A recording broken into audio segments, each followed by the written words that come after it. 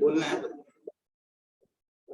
नमस्कार मित्रों, मैं शुभम मिश्रा स्पर्धा की यूट्यूब चैनल पर आप लोगों का स्वागत करता हूं। जैसे कि मैंने पहली वीडियो में आप लोगों को बता दिया था कि हम करंट की आप लोगों की मैंने सीरीज स्टार्ट कर दी थी। पिछले 2 वीडियो भी आपका जो यूट्यूब चैनल है उस पर पड़े हुए हैं, और अभी 2-3 दिन पहले हमने जो जनवरी मंथ की करंट अफेयर्स थी वो भी आपके यूट्यूब चैनल पर हमने डाली थी। आज हम आपके सामने फिर से आपके करंट अफेयर्स आपके लेके आए हैं। जो आपका जनवरी था पिछला मंथ 2022 की, उसी की आपकी करंट अफेयर्स है। आने वाले चाहे कोई एग्जाम आप देने जाओ, चाहे आपका सुपर टेट का हो, चाहे आपका यूपी पुलिस का हो, चाहे आपका लेखपाल का एग्जाम हो, कोई भी एग्जाम हो, सारे एग्जाम में ये आपका क्या करेगा, आपका काम करेगी। ये आपकी सारी सीरीज जो है आपकी आज आपके सामने हम टॉप 25 क्वेश्चन लेके आए हैं। और आपके सामने पहला क्वेश्चन है, आपके कंप्यूटर स्क्रीन पर आप लोग देख सकते हो अपने मोबाइल पर कि पहला क्वेश्चन है, पुरुष एकल वर्ग में ग्रैंड स्लैम प्रतियोगिता ऑस्ट्रेलिया ओपन 2022 का खिताब किस खिलाड़ी ने जीता, ही आपको कमेंट करके बताना है। राफेल नडाल आपके ऑप्शन में है, दूसरा ऑप्शन है नोवाक जोकोविच, तीसरा ऑप्शन है रोजर फेडरर, और चौथा ऑप्शन है वो है आपका डेनियल मेदवेदेव। ये आपको कमेंट बॉक्स में बताना है कि ऑस्ट्रेलिया ओपन 2022 का खिताब किस खिलाड़ी ने जीता है। पहले तो आपको पता होना चाहिए जो आपके ग्रैंड स्लैम है वो आपके 4 होते हैं, सबको पता ही है। तो पहला जो स्टार्ट होता है वो होता है आपका ऑस्ट्रेलिया ओपन। पहला ग्रैंड स्लैम प्रतियोगिता कौन सी होती है? ऑस्ट्रेलिया। दूसरी होती है आपकी फ्रेंच। ये तीनों के तीनों जो आपके संबंध है, तो ये टेनिस प्रतियोगिता होती है आपकी। कौन सी? जो सबसे बड़ी टेनिस प्रतियोगिता होती है आपकी। जो तीसरा आपका ग्रैंड स्लैम प्रतियोगिता होती है वो होती है आपका विंबलडन आपका होता है, और जो चौथा होता है लास्ट का वो होता है यूएस ओपन।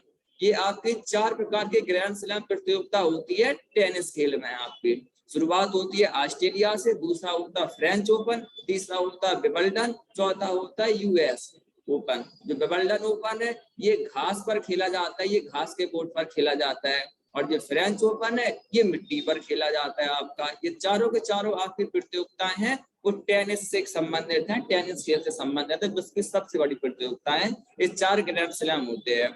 और जो अभी हाल ही में पिछले महीने में जनवरी में हुआ है वो हुआ है आपका ऑस्ट्रेलिया ओपन 2022। ये आपके पुरुष एकल वर्ग में आपका बताना है आपको कि राफेल नडाल ने जीता है या किसी अन्य नोवाक जोकोविच ने जीता है या रोजर फेडरर ने जीता है, डेनियल मेदवेदेव ने जीता है। तो इसका जो सही जवाब है वो आपका है ऑप्शन नंबर ए। जो ऑस्ट्रेलिया ओपन 2022 है वो आपके राफेल नडाल जो है आपके स्पेन के रहने वाले टेनिस खिलाड़ी हैं। ये आपके इन्होंने ये ऑस्ट्रेलिया ओपन 2022 जो टूर्नामेंट हुआ, जो ग्रैंड स्लैम हुआ है, उसका खिताब जीता है। और ये रिकॉर्ड सर्वाधिक 21 ग्रैंड स्लैम प्रतियोगिता जीतने वाले विश्व के पहले खिलाड़ी बन चुके हैं। राफेल नडाल जो स्पेन के आपके टेनिस खिलाड़ी हैं, उन्हें सर्वाधिक आपके ग्रैंड स्लैम जो है आपके सर्वाधिक 21 प्रतियोगिताएं उन्होंने जीती हैं, और विश्व के पहले आपके क्या पुरुष खिलाड़ी बन चुके हैं राफेल नडाल। इससे पहले जो 20 सीरीज आपके जीते थे वो नोवाक जोकोविच और रोजर फेडरर द्वारा जीते गए थे, लेकिन अब सबसे ज्यादा 21 किसने जीत चुके हैं? आपके राफेल नडाल आपके जीत चुके हैं। और अगर महिला एकल की बात करें कि महिला एकल में ऑस्ट्रेलिया ओपन किसने जीता है? महिला एकल का, ये तो पुरुषों वाली बात हो गई, महिलाओं का अलग होता है। अगर महिलाओं की बात करें तो महिला एकल का जो आपका जीता है वो जीता है ऑस्ट्रेलिया की एशला बार्टी ने। किसने जीता है? आपकी ऑस्ट्रेलिया की एशला बार्टी है, उन्होंने क्या जीता है? महिला एकल का आपका पुरस्कार, ये आपका ग्रैंड स्लैम जीता है। और ये लगातार 44 वर्षों बाद ऑस्ट्रेलिया की महिला बनी है जिन्होंने क्या जीता है? ऑस्ट्रेलिया ओपन जीता है। दूसरे क्वेश्चन की तरफ पढ़ेंगे। दूसरा क्वेश्चन है आपके पास कि हाल ही में प्रधानमंत्री नरेंद्र मोदी ने किस फाउंडेशन की शुरुआत की है? ये आपको कमेंट करके बताना है कि नरेंद्र मोदी द्वारा हाल ही में किस फाउंडेशन की शुरुआत की गई है। दीनदयाल फाउंडेशन, अटल foundation, Pandit Jasraj cultural foundation या सुषमा स्वराज फाउंडेशन। ये आपको कमेंट बॉक्स में बताना है कि पीएम द्वारा हाल ही में किस फाउंडेशन की शुरुआत की गई है। तो इसका जो सही जवाब है वो है आपका ऑप्शन नंबर सी तीसरा, अभी जो हाल ही में जो पीएम द्वारा, प्रधानमंत्री द्वारा जो वर्चुअल रूप से आपकी इसकी स्थापना की गई है, वर्चुअल रूप से यानी ऑनलाइन माध्यम से इसका डिजिटल तरीके से उन्होंने स्थापना की है, पंडित जसराज कल्चर फाउंडेशन की। ये इनकी 92वीं जयंती के उपलक्ष्य में किया गया है। उनके सम्मान देने के लिए कल्चर यानी सांस्कृतिक फाउंडेशन की शुरुआत की गई है। पंडित जसराज जो थे एक आपके शास्त्रीय गायक थे। कौन थे आपके? शास्त्रीय गायक थे आपके पंडित जसराज, और ये आपके मेवाती घराने से संबंधित थे। कौन से घराने से? मेवाती घराने से। ये आपका क्या रखते थे? ये पंडित जसराज संबंधित थे आपके मेवाती घराने से। इतनी बात समझ में आ गई थी। और इनकी जो मृत्यु हुई थी आपको पता होना चाहिए, इनकी मृत्यु भारत में नहीं हुई थी, भारत के रहने वाले थे, लेकिन इनकी मृत्यु जो हुई थी वो हुई थी आपकी न्यू जर्सी में। इनके क्या हुआ था? देहांत हुआ था। उन्होंने लगभग 70 से 75 वर्षों तक क्या किया था? संगीत में, शास्त्रीय संगीत में अपना क्या दिया था? भारत में योगदान दिया था। तो उन्हीं के सम्मान के लिए पंडित जसराज कल्चरल फाउंडेशन का हमारे प्रधानमंत्री द्वारा क्या किया गया है? शुरुआत की गई है आपकी। वो शुरुआत की गई है कहाँ? मुंबई में शुरुआत की गई है। और कौन से जन्म दिवस पर? इनकी 92वां जन्म दिवस के उपलक्ष्य में इनकी जयंती पर क्या किया गया है? ये शुरुआत की गई। और ये कौन थे? शास्त्रीय गायक थे। किस घराने से संबंधित थे? ये आपके मेवाती घराने से संबंधित थे। दूसरे क्वेश्चन की तरफ बढ़ते हैं। दूसरा क्वेश्चन है, हाल ही में भारतीय नौसेना द्वारा 20 दिवसीय चलने वाला सैन्य अभ्यास पश्चिमी लहर कहां पर आयोजित किया गया है? अरब सागर में किया गया है, या बंगाल की खाड़ी में किया गया है, या हिंद महासागर में किया गया है, या ओमान की खाड़ी में किया गया है? ये आपको कमेंट करके बताना है। ये आपका जो पश्चिमी लहर युद्ध अभ्यास है, इसमें नौसेना ने भी भाग लिया था, और भारत की जो एयरफोर्स है, वायुसेना, इन दोनों ने इसमें क्या लिया था? भाग लिया था। और ये जो चला था ये भारत के पश्चिमी घाट है, वहीं पे आपका ये क्या चला था? आपका युद्धाभ्यास चला था भारत के पश्चिमी घाट पर। भारत की सेना ने भाग लिया था। भारत की जो नौसेना थी, नेवी थी, और भारत की जो एयरफोर्स थी, उन द्वारा ये संयुक्त रूप से किया गया था आपका युद्धाभ्यास। युद्धाभ्यास का क्या नाम था? पश्चिमी लहर। क्योंकि ये पश्चिमी घाट पे जो आपका अरब सागर की तरफ है, आपका पश्चिमी घाट पर अरब सागर सबको पता होगा, तो ये अरब सागर पे क्या था? आपका युद्धाभ्यास किया गया था। और ये युद्धाभ्यास कितने दिनों तक चला था? 20 दिनों तक ये आपका पश्चिमी लहर क्या चला था? युद्धाभ्यास चला था। और हाल ही में सबको पता होगा जो भारत की जो नौसेना है, नौसेना के अभी क्या बनाए गए थे? आपके प्रमुख बनाए गए थे कौन? आर हरि कुमार। अभी कुछ महीनों ही पहले आपके नौसेना के क्या बने हैं? 25 में आपके क्या बनाए गए थे? ये प्रमुख बनाए गए थे आर हरि कुमार। और नौसेना दिवस सबको पता होगा कब मनाया जाता है? भारतीय नौसेना दिवस। नौसेना दिवस कब मनाया जाता है? इंडियन नेवी डे कब मनाया जाता है? 4 दिसंबर को मनाया जाता है, क्योंकि 4 दिसंबर 1612 को क्या हुई थी? भारतीय नौसेना की आपकी स्थापना हुई थी। ये विविध आपको सिर्फ करंट की नहीं करना है, क्योंकि कोई भी एग्जाम देने जाओ करंट अफेयर्स भी आपको उसमें मिलेगी, और विविध स्टैटिस्टिक्स भी आपको याद करनी है। तो आपको कोशिश ये होनी चाहिए आपकी, करंट तो आपकी कंप्लीट हो ही जाए, उसके साथ साथ में आपकी स्टैटिक्स आपको विविध भी कंप्लीट करते जाना है आप लोगों को। दूसरे क्वेश्चन की तरफ। दूसरा क्वेश्चन आपके सामने है कंप्यूटर स्क्रीन पर, कि हाल ही में किस भारतीय फिल्मों को 94 ऑस्कर अवार्ड के लिए नॉमिनेट किया गया है? ये आपके ऑप्शन है सामने आपके मोबाइल पर। जय भीम, या मरक्कर, या पुष्पा। झुकेगा नहीं साला, याद आ रहा होगा ना पुष्पा का। और अगला डी, ए और बी दोनों, यानी जय भीम और मरक्कर दोनों ही आपके 4 ऑप्शन है आपके सामने। नॉमिनेट अभी ये आपके ऑस्कर में भेजी जानी है। अब ऑस्कर तक पहुंच पाती हैं या नहीं पहुंच पाती हैं वो आगे की बात है, लेकिन अपने तरफ से ये 2 फिल्में थी ये ऑस्कर अवार्ड के लिए क्या की गई हैं? आपकी नॉमिनेट की गई हैं। वो कौन कौन सी की गई हैं? आपकी जय भीम और मरक्कर। 2 फिल्में आपकी क्या ऑस्कर के लिए भारत की तरफ से नॉमिनेट की गई हैं। अगर जय भीम की बात की जाए तो ये एक आपकी तमिल मूवी थी। कौन सी मूवी थी? ये आपकी एक तमिल मूवी थी। और मरक्कर जो थी आपकी एक मलयालम मूवी है। कौन सी मूवी है आपकी? मलयालम मूवी है। ये दोनों की दोनों ये क्या की गई है? भारत की तरफ से ऑस्कर, जो 94वां ऑस्कर अवार्ड होना है उसके लिए आपकी भारत की तरफ से भेजी जानी है, नॉमिनेट ये दोनों की गई है। अगर बात, अब चलिए अब विविध का आपसे पूछे कि सर्वप्रथम किसने ऑस्कर जीता था? सर्वप्रथम ऑस्कर अवार्ड जीतने वाली भारतीय, बताओ कोई कमेंट करके। सर्वप्रथम ऑस्कर अवार्ड किस भारतीय ने जीता था? बताइए कमेंट करके बताइए। सर्वप्रथम ऑस्कर अवार्ड किस भारतीय ने जीता था? कमेंट करके बताइए। तो सबसे पहले जो भारतीय जीता था वो जीता था भानु अथैया ने। सबसे पहले क्या जीता था? आपका ऑस्कर अवार्ड जीता था। वो किसके लिए जीता था? 1983 में एक मूवी आई थी फिल्म गांधी, उसी के लिए बेस्ट कॉस्ट्यूम के लिए भानु अथैया ने क्या जीता था? पहला ऑस्कर अवार्ड भारत की तरफ से जीतने वाले ही पहले। और अगर करंट का 94 के लिए जय भीम और मरक्कर दो मूवी आपकी भारत की तरफ से भेजी गई है। पांचवा क्वेश्चन आपके सामने है, 20 जनवरी 2022 को 30 जनवरी 2022 को किस विषय के साथ विश्व कुष्ठ रोग दिवस मनाया गया? ये आपको कमेंट करके बताना है कि 30 जनवरी को मनाया जाता है आपका कौन सा दिवस? विश्व कुष्ठ रोग दिवस मनाया जाता है 30 जनवरी को। कुष्ठ रोग मतलब लेप्रोसी। तो हर कोई दिवस आपका मनाया जाता है तो हर दिवस के पीछे आपकी कोई ना कोई थीम या विषय जरूर रखा जाता है जागरूकता फैलाने के लिए। तो अभी जो कुष्ठ रोग दिवस मनाया गया तो उसका भी कोई ना कोई थीम जरूर रखी गई होगी। तो वही आपको बताना है कि आपकी थीम क्या रखी गई। एंड लेप्रोसी या leprosy isn't what you think, United for dignity या बीट लेप्रोसी एंड स्टिग्मा, ये आपको कमेंट करके बताना है।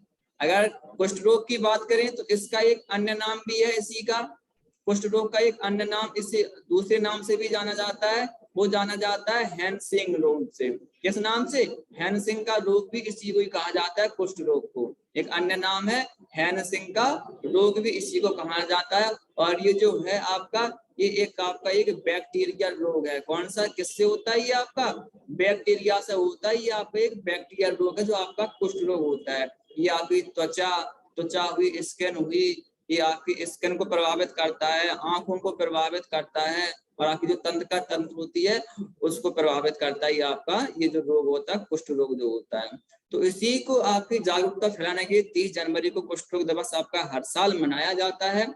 और इस साल जो इसकी जो थीम थी वो थी यूनाइटेड फॉर डिग्निटी। कौन सी क्या थीम थी? United for dignity. तो आपका कौन सा ऑप्शन सही है? Option number C. दूसरे क्वेश्चन की तरफ पढ़ते हैं। दूसरा क्वेश्चन है, हाल ही में किस राज्य ने संगोली रायन्ना के नाम पर 180 करोड़ की लागत से एक सैन्य स्कूल स्थापित करने की घोषणा की है? ये आपको कमेंट बॉक्स में बताना है। जल्दी से कमेंट बॉक्स में बताइए कि संगोली रायन्ना जो स्कूल है आपका सैन्य स्कूल है, ये कहाँ पर स्थापित होनी है? बताइए किस राज्य में। आपके चार आपके पास ऑप्शन है, तमिलनाडु, दूसरा ऑप्शन है आंध्र प्रदेश, तीसरा ऑप्शन है आपके पास कर्नाटक, चौथा ऑप्शन है आपका केरल। जल्दी से कमेंट करके बताइए, जल्दी से कमेंट करके बताइए किस राज्य सरकार द्वारा ये बनाए जाने की घोषणा की गई है। जल्दी से कमेंट करके बताइए। पहले तो आप संगोली रायन्ना जो थे आपके कर्नाटक के रहने वाले थे। संगोली रायन्ना जो आपका विद्रोह हुआ था 1824 का जो विद्रोह हुआ था, उस विद्रोह में इन्होंने क्या किया था?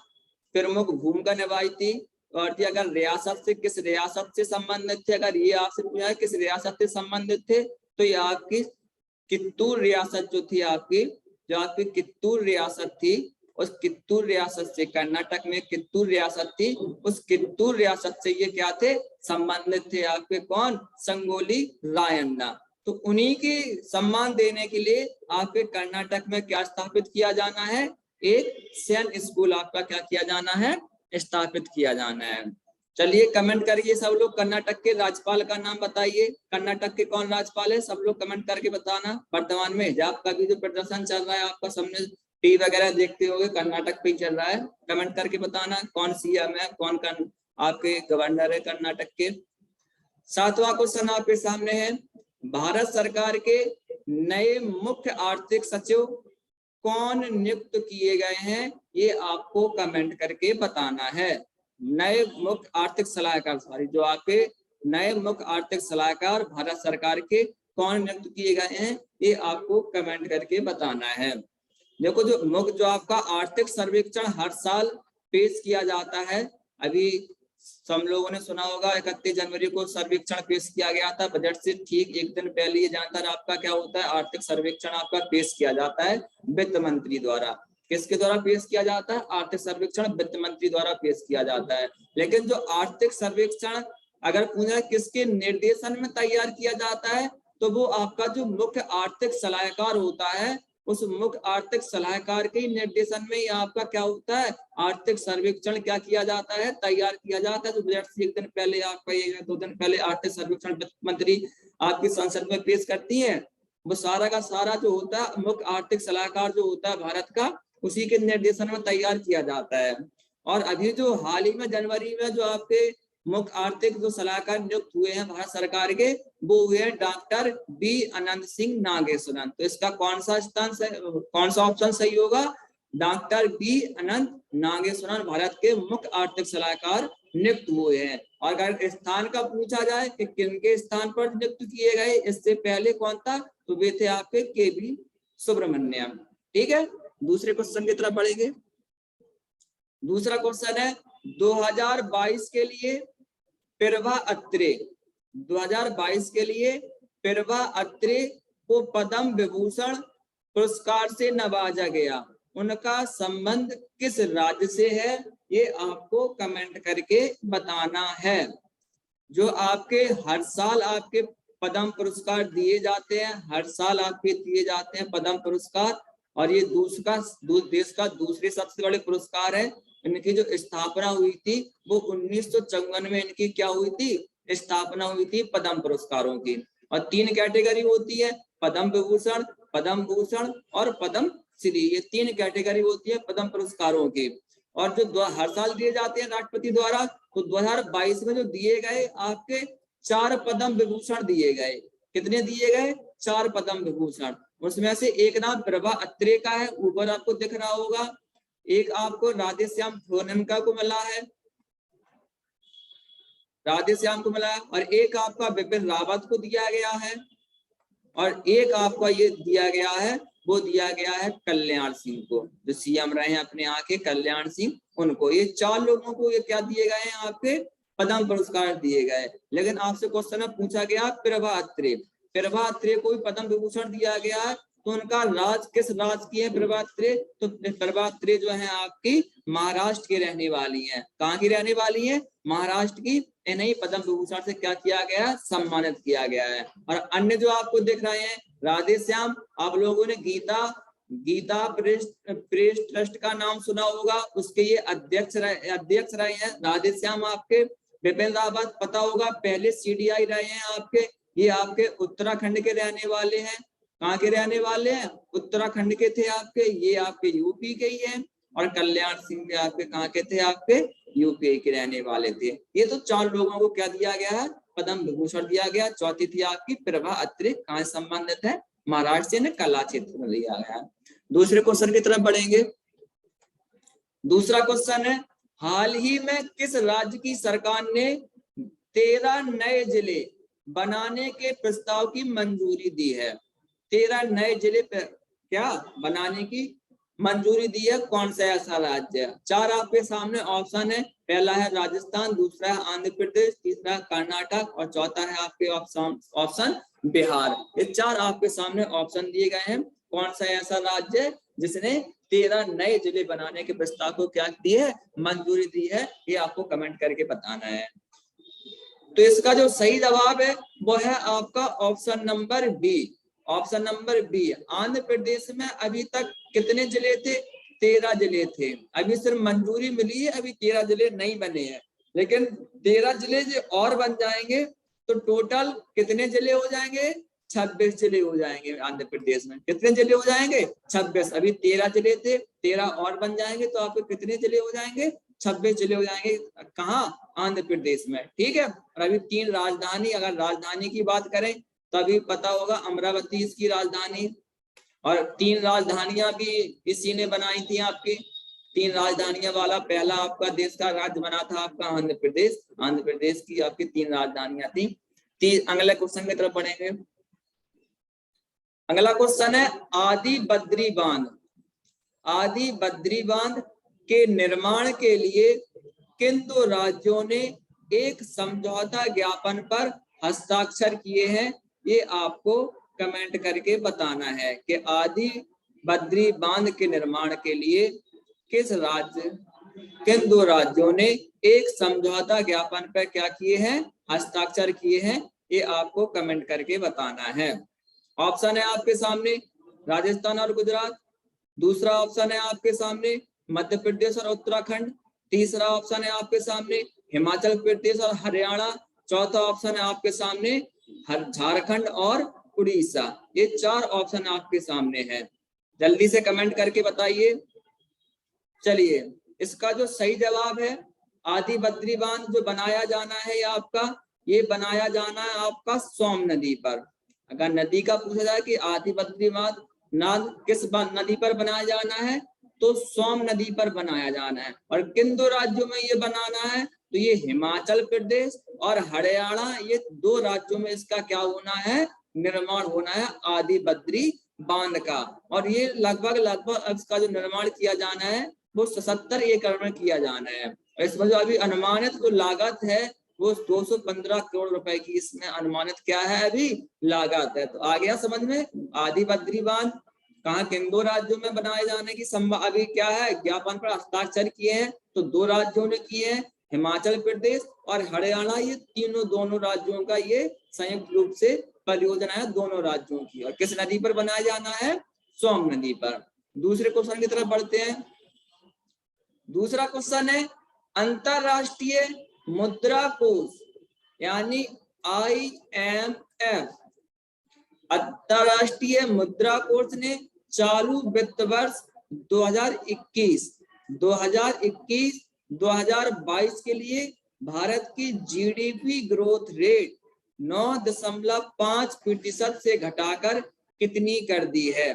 पहले अनुमानित थी कि आपकी जो IMF ने अनुमानित की थी कि 9.5 आपकी विकास दर रहनी है भारत की, लेकिन अब जो चालू वित्त वर्ष चल रहा है 2021-22 का, उसकी IMF ने और घटाकर जो घटाकर कर दी है GDP, वो अनुमानित हो गई है आपकी कितनी? 9%। कितनी रहेगी? अब 9% आपकी GDP रहेगी। अगर हम IMF की बात करें तो IMF की जो स्थापना हुई थी वो दिसंबर 1945 में IMF की क्या हुई थी? स्थापना हुई थी। इंटरनेशनल मॉनेटरी फंड इसका फुल फॉर्म होता है, अंतरराष्ट्रीय मुद्रा कोष। और इसकी जो स्थापना दिसंबर 1945 में हुई थी। और अगर मुख्यालय की बात करें इसकी हेडक्वार्टर की, तो इसका जो मुख्यालय है वो है आपका वाशिंगटन DC में। कहां पर है? वाशिंगटन DC में इसका क्या है? मुख्यालय है। दूसरे क्वेश्चन की तरफ बढ़ते हैं।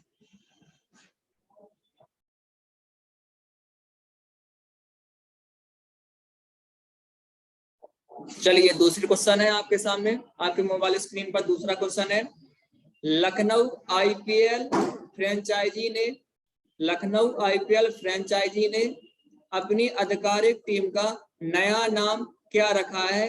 ये आपको कमेंट करके बताना है। आपको पता होगा जो अभी IPL स्टार्ट होना है इसमें 2 नई टीमें आई हैं। 2 नई टीमें आई है। एक आई है आपकी लखनऊ, एक आप लखनऊ से आई है, और आपकी गुजरात से आई है, आपकी अहमदाबाद से आई है।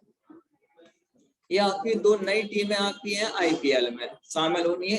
ये जो सीजन होने वाला है अभी, तो IPL की जो लखनऊ की आपकी टीम है उसने अपने टीम का नया नाम क्या रखा है वो आपको कमेंट करके बताना है। पहला ऑप्शन है लखनऊ सुपर जायंट्स, या लखनऊ लायंस, या लखनऊ लीजेंड्स, या लखनऊ लैंडर। ये आपको कमेंट करके बताना है कि जो लखनऊ की आपकी जो नई टीम है, यूपी से जाने वाली पहली टीम है ये IPL में। अभी तक यूपी से अपनी कोई आपकी टीम नहीं थी IPL में, लेकिन अब आपकी लखनऊ से एक टीम भेजी गई है, तो उसका जो नाम अभी रखा गया है वो रखा गया है लखनऊ सुपर जायंट्स। क्या नाम रखा गया है? लखनऊ सुपर जायंट्स नाम से आपकी यूपी की क्या जानी है? लखनऊ से एक टीम जानी है। और इसके जो कप्तान बनाए गए हैं, अगर कप्तान की बात करें तो इसके जो कप्तान है वो पहले कप्तान बनाए गए हैं केएल राहुल, इसके पहले कप्तान बनाए गए हैं। अगर इसके मालिक की बात करें, फ्रेंचाइजी की बात करें कि ये किसके द्वारा खरीदी गई थी, फ्रेंचाइजी इसका कौन है? लखनऊ से जो टीम भेजी जानी है तो वो आपकी जो फ्रेंचाइजी थी वो संजीव गोयनका ग्रुप द्वारा खरीदी गई थी। ये किसके द्वारा? संजीव गोयनका ग्रुप द्वारा ये आपकी क्या थी? खरीदी गई थी लखनऊ की। ये लगभग 7,090 करोड़ रुपए की इन्होंने क्या लगाई थी? बोली लगाई थी।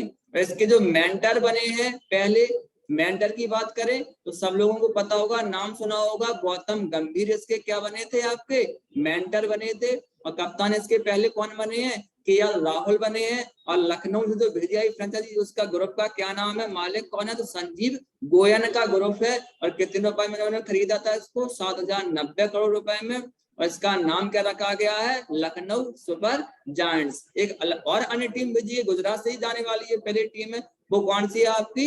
अहमदाबाद से आपकी एक टीम जाने वाली है। हालांकि इसके अभी कप्तान आपके हार्दिक पांड्या बनाए गए थे अहमदाबाद के, लेकिन हालांकि अब सुनने में आ रहा है कि वो आईपीएल से ब्रेक लेना चाहते हो, तो शायद अब दूसरा भी आपको बनाया जाए। कैप्टन आपके कौन बनाए गए थे? आशीष नेहरा, वो कोच आपके इसके आशीष नेहरा बनाए गए थे। चलिए दूसरे क्वेश्चन की तरफ बढ़ते हैं। दूसरा क्वेश्चन है, हाल ही में भारतीय शोधकर्ताओं ने जीनस गनोडर्मा से संबंधित किन दो नई प्रजातियों की खोज की है? नाम क्या है? जीनस गनोडर्मा। आपके ऑप्शन आपके सामने है, शैवाल, कवक, प्रोटोजोआ या बिच्छू। जो जीनस गनोडर्मा है, इन किस प्रजाति के ये क्या है? नई जीव हैं। ये आपको बताना है कमेंट करके। इसका जो सही जवाब है वो है आपका ऑप्शन बी, कवक। ये कौन सी प्रजाति है आपकी? जीनस गनोडर्मा वो कवक की प्रजाति है। और जो पाई गई है वो किस राज्य में पाई गई है? आपकी केरल में पाई गई है। और केरल में पूछा जाए, ये एक तरीके का आपका रोग है। ये क्या करती है? आपका रोग है। और जो रोग है वो नारियल जो होता है, तो ये जो नारियल के तने में जो सड़न पड़ जाती है, नारियल के तने में जो सड़न हो जाती है, वो आपकी इसी कारण होती है, कवक के कारण होती है। कौन से कवक के कारण? जीनस गनोडर्मा के कारण होती है, जिनकी हाल ही में केरल में खोज की गई है। दूसरे क्वेश्चन की तरफ बढ़ते हैं। दूसरा क्वेश्चन है, आईसीसी ने साल 2021 के लिए किसे women's cricketer of the year award से सम्मानित किया है? ये आपको कमेंट करके बताना है।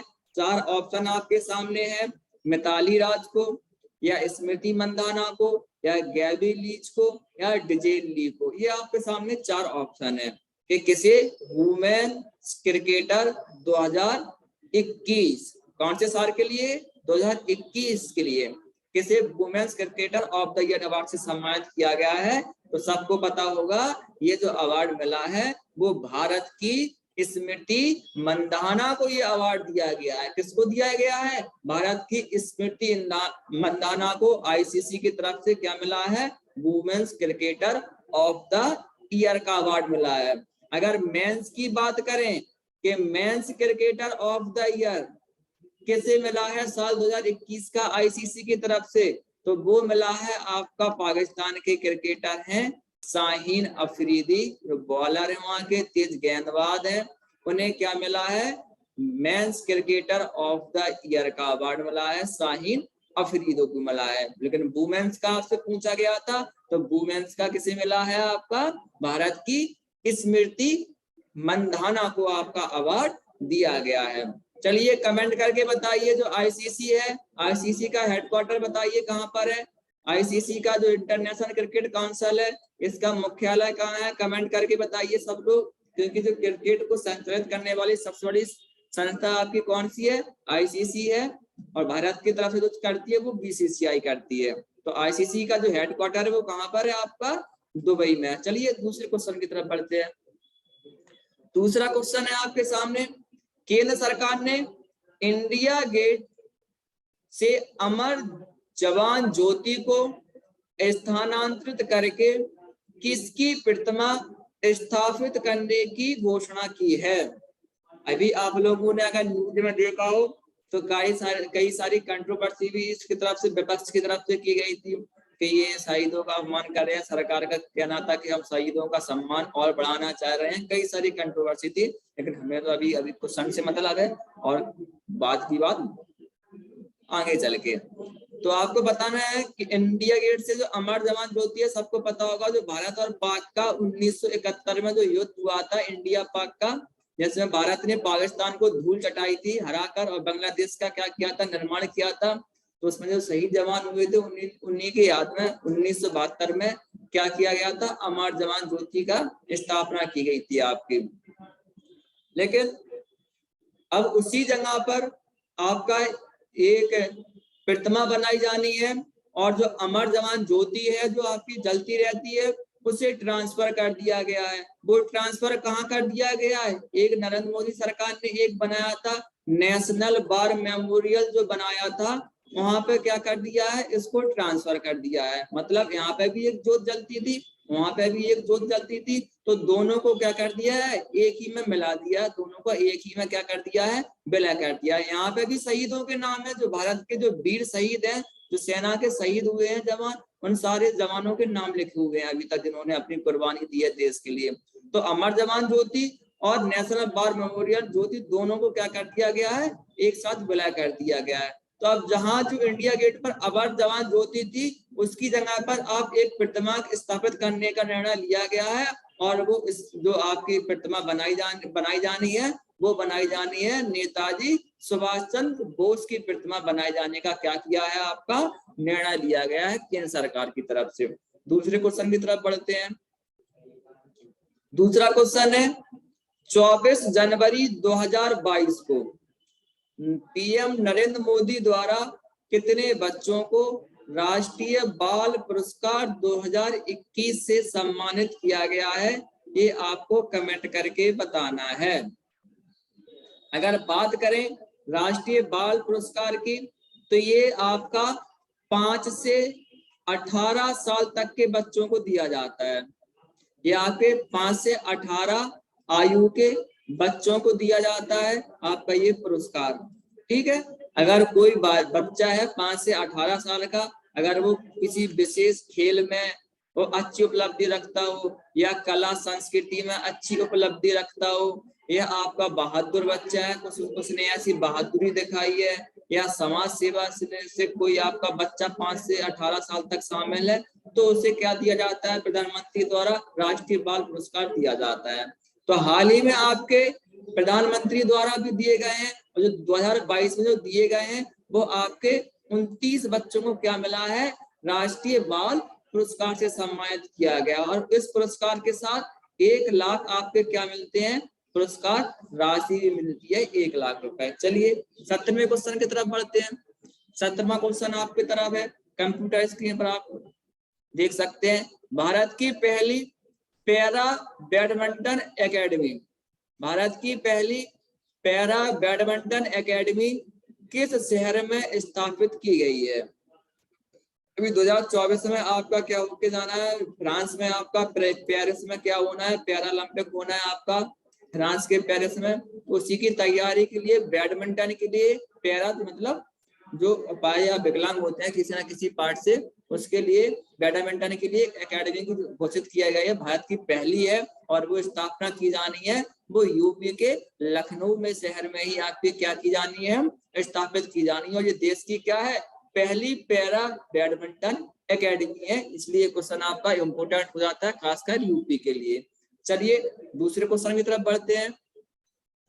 दूसरा क्वेश्चन है प्रधानमंत्री नरेंद्र मोदी द्वारा कहां रामानुजाचार्य की 216 फुट की प्रतिमा का अनावरण किया गया है? इसमें आपको सारे पॉइंट याद रखने हैं, सारे लाइन में हमने सारे पॉइंट रख दिए गए हैं।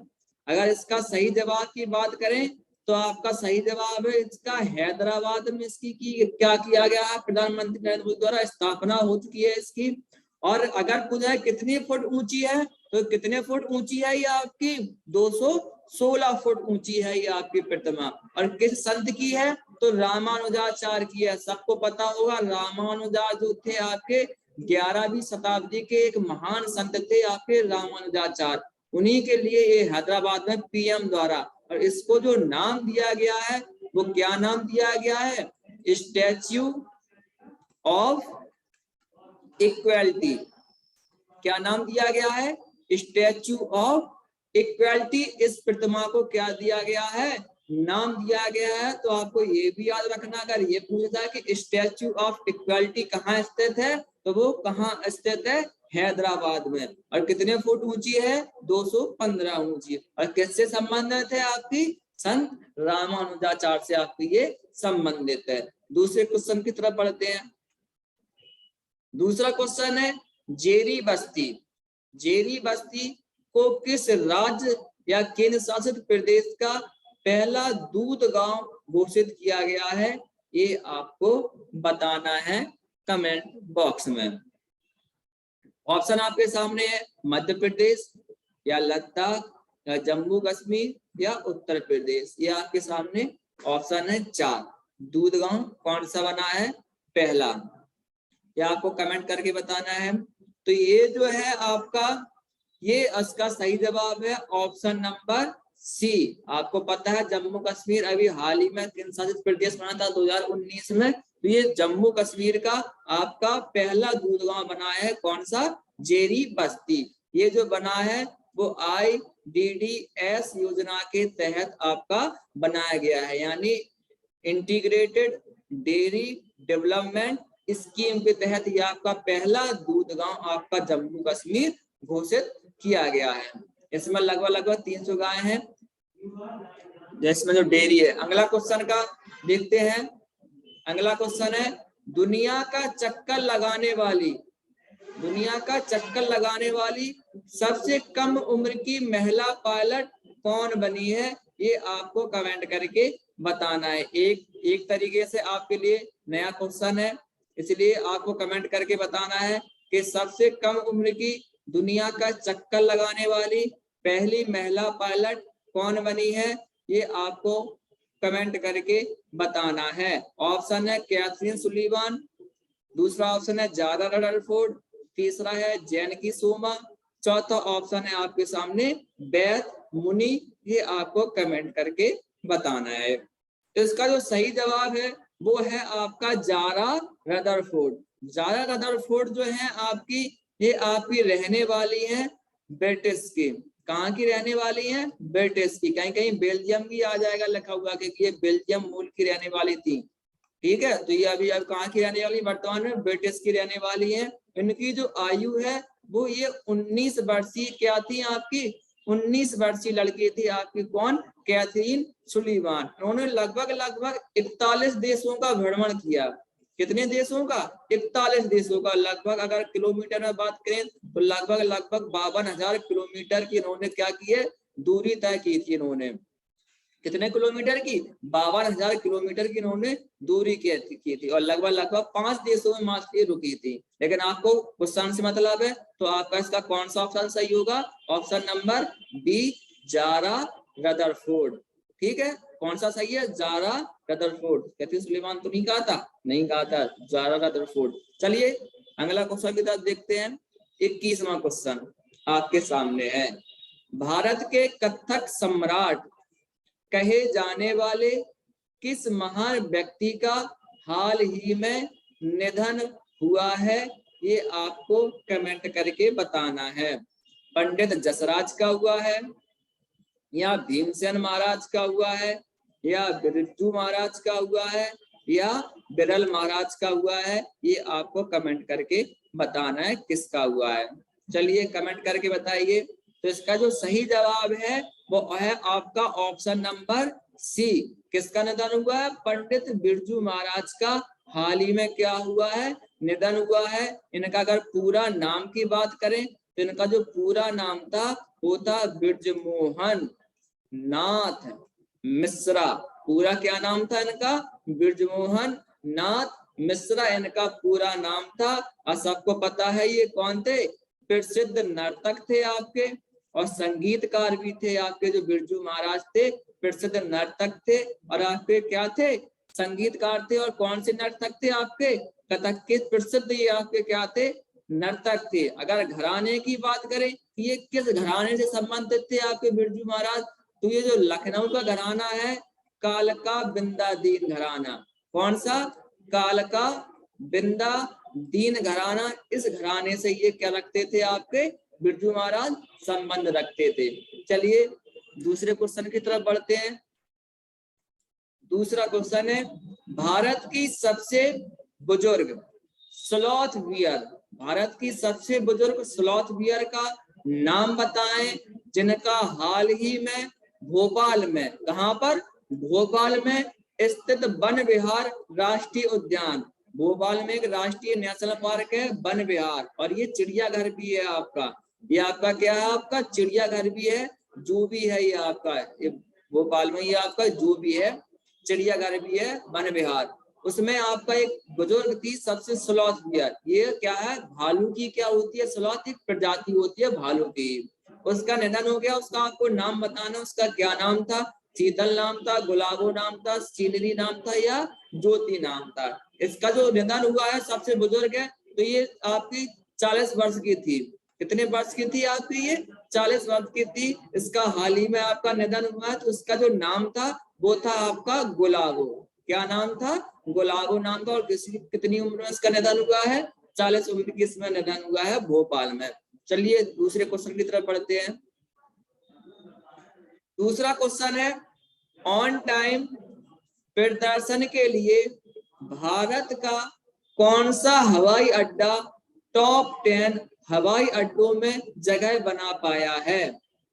ऑन टाइम प्रदर्शन के हिसाब से टॉप 10 में कौन सा एयरपोर्ट भारत का शामिल हुआ है, ये आपको कमेंट करके बताना है। 4 ऑप्शन आपके सामने है। पहला ऑप्शन है छत्रपति शिवाजी अंतरराष्ट्रीय हवाई अड्डा, चौथा है मुंबई में जो कि है, दूसरा है आपका चेन्नई अंतरराष्ट्रीय हवाई अड्डा, तीसरा है आपका बिरसा मुंडा अंतरराष्ट्रीय हवाई अड्डा या इंदिरा गांधी अंतरराष्ट्रीय हवाई अड्डा। ये आपको 4 ऑप्शन है आपके सामने, आपको बताना है कौन सा आपका टॉप 10 में शामिल हुआ है भारत का, ये आपको बताना है। अगर पहला स्थान की बात करें कि पहले स्थान पर कौन रहा, तो पहला स्थान पर जो रहा वो रहा आपका अमेरिका का। अमेरिका का एक एयरपोर्ट है जिसका नाम है मियामी हवाई अड्डा। क्या नाम है, मियामी हवाई अड्डा, वो आपका पहले स्थान पर रहा है आपका यूएसए का। और भारत का जो टॉप 10 में मात्र एक ही आपका हवाई अड्डा जगह बना पाया है, वो बना पाया है आपका चेन्नई अंतरराष्ट्रीय हवाई अड्डा। तो इसका कौन सा ऑप्शन सही होगा, ऑप्शन नंबर बी सही होगा। चलिए दूसरे क्वेश्चन की तरफ बढ़ते हैं। दूसरा क्वेश्चन है, हाल ही में कितने लोगों को पद्म भूषण पुरस्कार से सम्मानित किया गया है। पद्म भूषण की बात हो रही है, ये आपको बताना है 2022 के लिए, ये हम लिखे देते हैं 2022 के लिए, क्योंकि 2021 वाले भी आपके लेट मिले थे कोविड की वजह से, तो हाल ही में आपके 2022 के दिए गए हैं।